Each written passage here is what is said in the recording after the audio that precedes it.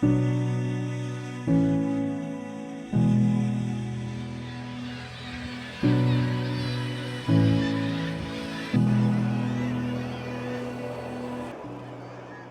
where I was last night, where I got those great photos of that little fox. The weather is much, much better. Good view, good clouds, hoping for sunset. So I'm gonna check this, take some shots now because the light is good. If it gets worse, I've got something. And then there's a beach that I'm gonna go to that's another 5 or 10 minutes down the road. And then between the two, I'll be able to decide which is the best spot for sunset. Got all these nesting birds over here, and they're flying around this sea stack down there that's fantastic.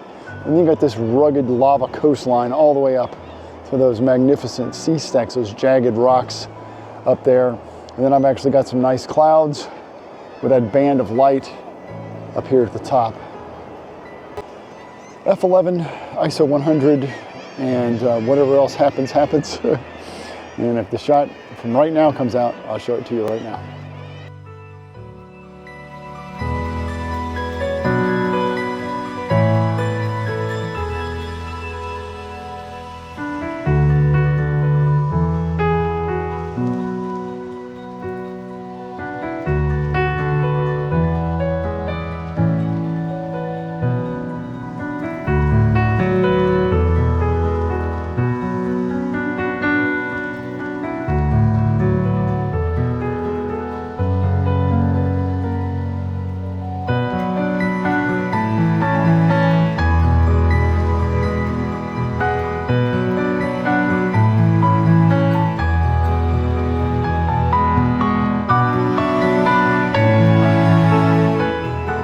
Good news and bad news.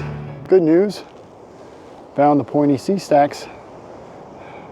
Bad news, where I would really like to shoot from is on the opposite side, and there's no way that I can see to get there without swimming.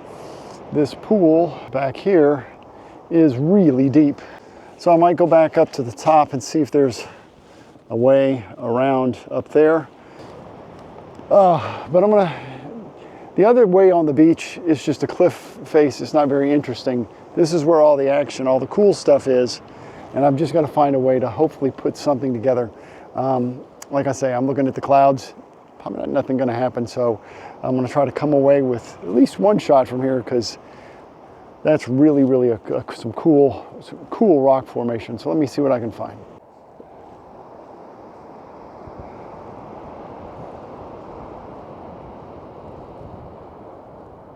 But I'm still trying to get out to that point where I can look down and see that big sea stack that I was trying to get on the other side of. It's poking its head up. It's poking its head up. I think this is going to be the best vantage point along this trail that's above the beach. A little bit of wave action, but like I said, the tide's going out, so I'm not expecting any big splashes. But I think that right there is pretty. I love the colors that I'm going to be able to bring out when I polarize that water down there. Is going to be pretty epic. And I love how symmetrical it is with the tall pinnacle and then the shoulders on either side. I think that's pretty cool as well. All I got to do is set it up, take the shot.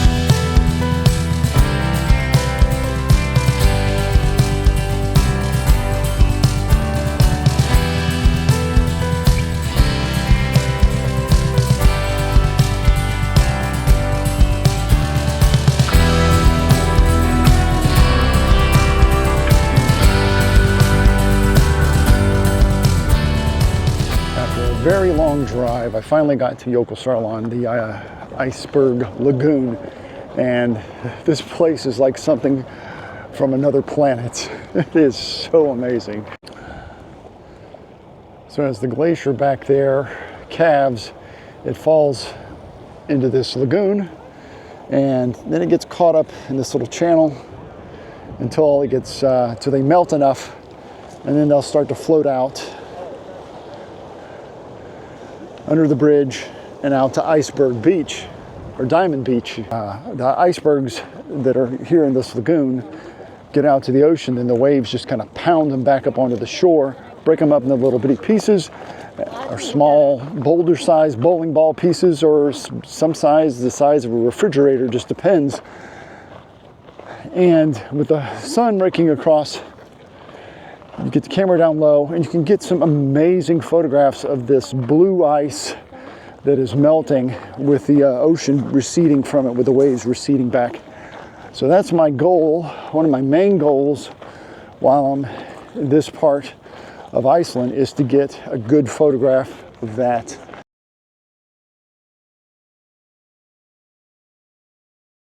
So I'm at my favorite place to shoot in the whole world, just about, and that's Diamond Beach in Iceland. And it's great conditions, it's sunset. So if you ever come here or come on a workshop with me, these are things you're going to want to watch out for. Number one, pay attention. These icebergs that are the size of boulders or small cars will crush you, because these waves are super strong, and they push them up on the beach. They can push them again. So you never want to turn your back, and you want to be way away from any of these big ones.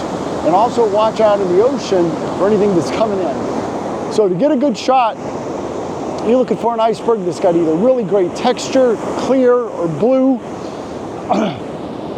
And then you're going to set up your composition, get as low as you're comfortable with, because you may have to pick your camera up at any second, because these waves come in and it's kicking. Salt water will kill your camera in a second. So you want to get as low as you're comfortable. Wide angle lens close to the ice chunks as you want it to be. And then I'm shooting f11, ISO 100, polarizing to get the best possible color out of those, out of the ice. And then about 1/6 of a second. And the trick is to set your camera up so that it's shooting as the water is receding. When it's pulling away, that's when you want that shutter to fire, and you got that great, those leading lines from the sand and then the foam from the waves coming in, pulling away. And you're gonna come away with some amazing shots. And the beautiful thing is, unlike shooting a waterfall or a static thing that's always there, this changes every single day, even by the hour. Some of these will melt, they'll bring up new ones, they'll be small, the big ones will become smaller ones. So there's always something new to find to shoot. So I'm gonna get at it. This place is so much fun to photograph. It's such a challenge, but it's so rewarding when you get something amazing. And I'm pretty sure I got some really nice shots.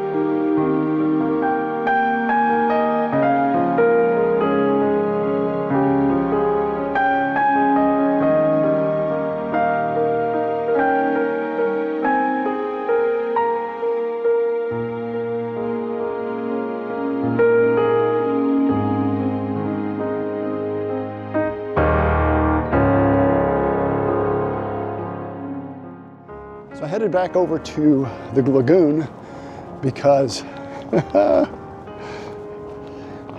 the tide's like still. So I'm getting some cool glacier reflections in this water. Holy cow, it's looking really pretty. Oh my gosh. Let me show you what it looks like.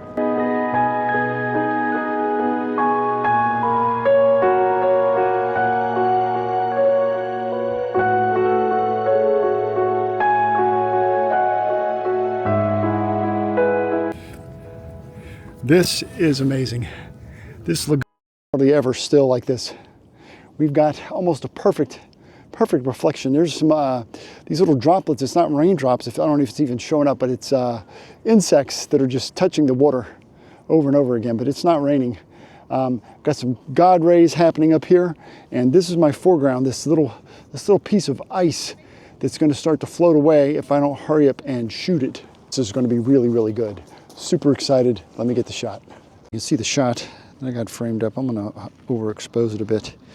But down here in the lower thirds, I've got that little nice, beautiful piece of ice. And then darken it back down. And then I've got all of that reflected goodness in the sky and back there on the glacier.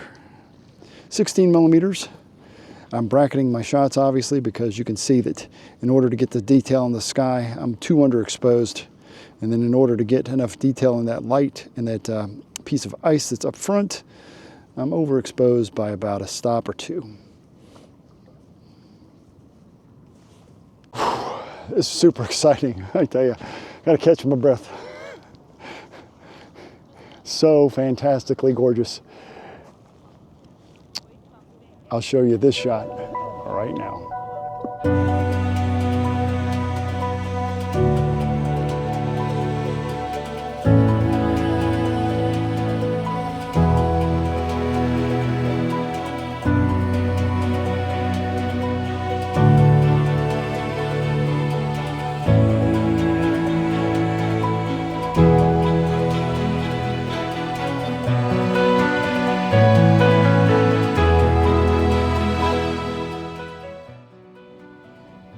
This is just spectacular. The reflection is fantastic, mirrored here in the lagoon and up in the sky, up here, all the way back there. And then right on the edge of that light, when you get down low like I am with the camera, you've got this little piece of ice that's going to be nicely backlit by the sun. And it's just in the edge of that golden band right there. So I'm just going to shoot through it. So again, I'm not moving my camera. Everything's set. It's locked in. And I'm just going to keep hitting that shutter as the light changes, And I'm going to come away with a keeper, possibly a portfolio shot from this. This is pretty spectacular. You know, and when I do workshops, when I travel, I don't expect to come away with anything for my portfolio.